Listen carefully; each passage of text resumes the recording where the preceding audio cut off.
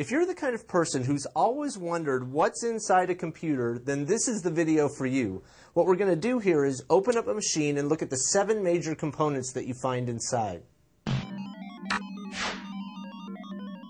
The motherboard is the heart of the computer. Every part either sits on the motherboard or connects to it in some way. In this machine, this big red rectangle is the motherboard.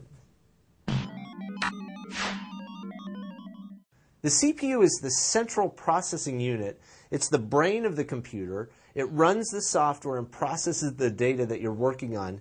In this machine, like most, the CPU sits under a big heat sink and fan, as you see here.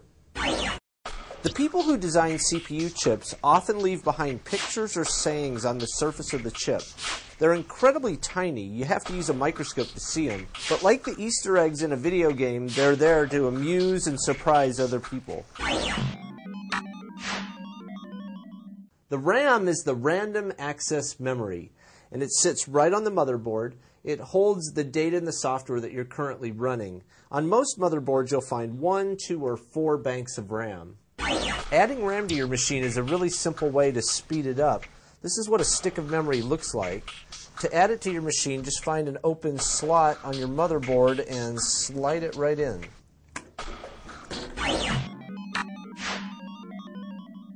This is the video card, and it connects to the motherboard with a special video card slot. The video card creates the images that appear on your monitor. Most motherboards accept either an AGP or a PCI Express video card. Serious gamers will upgrade their video cards every 3 to 6 months to get the best performance. The latest thing is to have 2 or even 4 video cards in a single machine. The power supply usually sits at the top of the case, and surprisingly, it supplies the power that the computer needs. All these different wires that you see in the case are coming from the power supply.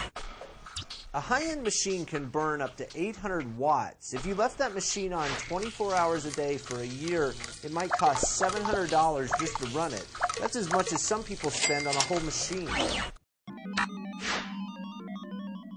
This is the hard disk. It holds your information even when the power's off. When you turn the power on, your software and data loads from the hard disk into the RAM.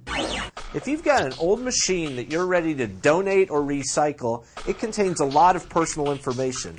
Deleting the files is not enough because someone with the right software can undelete those files. If you want to truly erase your data, you've got to destroy the drive.